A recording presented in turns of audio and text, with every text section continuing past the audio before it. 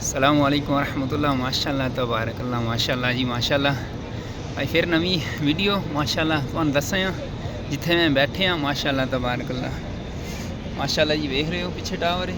माशाअल्लाह माशाअल्लाह तबारकल्लाह, अल्लाह का शुक्र है बैठे हाँ आराम च। माशाअल्लाह अल्हम्दुलिल्लाह, जितना ज़्यादा शुक्र करिए अल्लाह ताला का उतना घट है। तो मुमकिन है जिस जगह पर मैं बैठे हाँ उत्थे नबी करीम सल्लल्लाहु अलैहि वसल्लम बैठे होन। माशाअल्लाह तबारकल्लाह, अल्लाह ताला साडे यानी कि आप सल्लम साडे वास्ते भेजे गए न। अल्लाह का लख शुक्र है, असी जितना ज़्यादा शुक्र अदा करिए घट है कि साडे नबी ने उन्होंने नाम मुहम्मद सल्लल्लाहु अलैहि वसल्लम यानी कि सन हर एक नालों ज़्यादा अजीज़ न, हर इंसान नालों सन ज़्यादा अजीज़ न मुहम्मद सल्लल्लाहु अलैहि वसल्लम। यानी कि इंसान नूं बड़ा माल प्यारा होंदा है ना, अपनी पूरी जड़ा नहीं वो ला छड़दा मेहनत एक मकान बनाने ते। ज़ाहिर इस तरह के होंदे ना, तो जब वो कंप्लीट हो जाता, मैं बिल्डिंग लैन का पाकिस्तान करता था काम, इत्थे भी अल्लाह का शुक्र है मैं टैल वाली करना। मैं ये वेखन बंदे वो यानी कि मकान तैयार हो जाता है एन मौके ते, यानी कि बिल्कुल वो कंप्लीट हो जाता है। जब टैल का काम आंदा है ना तो वो जनाब इंतकाल बंदा कर जाता है। इस तरह के हैं बिलाशुबा। तो अपनी यानी कि हर बंदे ने बड़ा एक चांवल होंदा है ना मकान बनाने का। ज़ाहिर है हर बंदा यानी कि हलाल मेहनत करता है और कोशिश करता है कि मैं जड़ा नहीं अपने घर वाले वास्ते करा सब कुछ। मेन पॉइंट है घर वाले, यानी कि इंसान जींदा किसे वास्ते, ऐसी भी ज़ाहिर है जीन लगियाँ किसे वास्ते, अपनी फैमिली वास्ते। अल्लाह ताला उन्होंने सलामत रखे, अल्लाह ताला तुहाडी फैमिली सलामत रखे। आमीन या रब्बल आमीन। अच्छा मैं माशाअल्लाह करन लग्या सी बैतुल्ला सामने मैं एक बारी वीडियो बनाई, लेकिन ज़्यादा रश नहीं बनी कि यानी कि इंसान भुल जाता है। ये भी एक खासियत है कि इंसान भुल जाता है।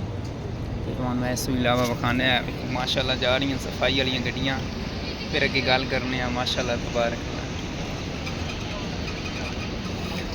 हाँ अच्छा, इंसान भुल जाना ये भी एक यानी कि बेहतरी है कि इंसान भुल जाता है, हज़रत इंसान भुल जाता है। बाज़ औक़ात अच्छी यादाश्त मौके उत्ते बंदा बोल पवे तो ज़्यादा बेहतर है।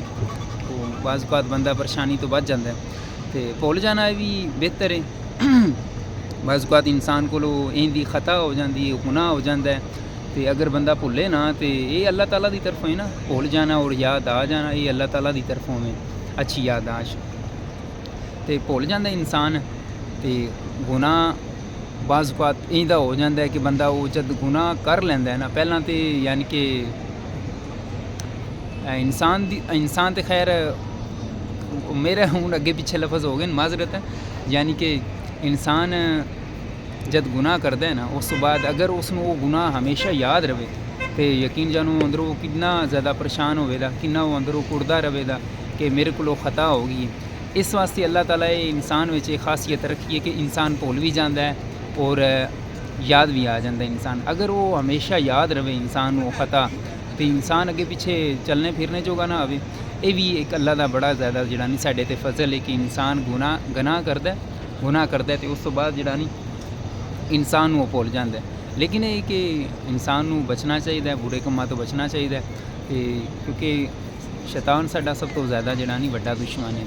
तो इसी जड़ा नहीं यानी कि आदम अलैहिस्सलाम इस ममनूआ दरख्त है उसका फल जड़ा नहीं इस यानी कि एक वसवसे दी तरफों जड़ा नहीं इस दवाया सी। आदम अलैहिस्सलाम ने खता की सी, सिर्फ आदम अलैहिस्सलाम एक वाहिद खता की जी उन्हें एक दरख्त खादा, दरख्त का फल खादा सी।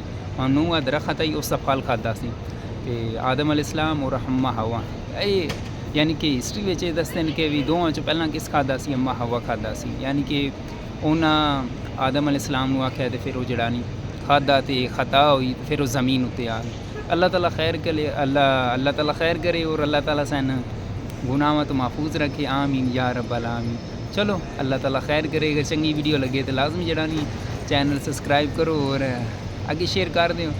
बिलाशुबा जो मैं मालूमात देना तो पता होंगे, लेकिन एक हौसला अफजाई वास्ते कि चलो अल्लाह ताला खैर करे। आमीन या रब्बल आमीन।